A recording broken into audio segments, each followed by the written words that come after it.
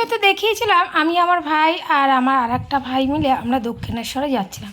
আর দক্ষিণেশ্বরে না প্রচণ্ড পরিমাণে ভিড়, আর ওই ভেতরে না কোনো রকম ভিডিও করতে দেয় না, সেই জন্য আমরা পুজো করেই তারপরে আমরা ভিডিও স্টার্ট করেছি। আর ভাই জুতো নেওয়ার জন্য ওই কাউন্টারে দাঁড়িয়ে আছে। আর দেখো কত বড় টিপটা আমার ভাই পরিয়ে দিয়েছে। আমার ভাই না মানে মায়ের মতো কিছুটা। আর আমার ভাই দেখো আমাদের জুতোগুলো হাতে করে কেমন বয়ে নিয়ে আসছে।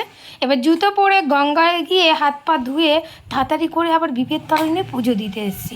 এখানেও দেখছি প্রচণ্ড পরিমাণে ভিড় যেমন আর তেমনটাই রোদ্দুর। এখানে আমি পুজো দিতে বসেছি আর আমার ভাই আর আমার আর একটা ভাই মিলে ওরা পাশে দাঁড়িয়ে ভিডিও করছিল।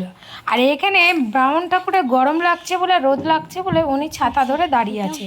আর এখানে আমার তো লাগলেও কিছু করার নেই, যদিও আমি পুজো দিতে এসেছি। আর এখানে না আমার মেন গল্পটাই শোনা হয়নি, তার আগে অবশ্য আমি গল্প শুনেছি যখন আমার মানে পুজো দেওয়া হয়নি। যাই হোক, পুজোটা কোনোরকম সম্পূর্ণ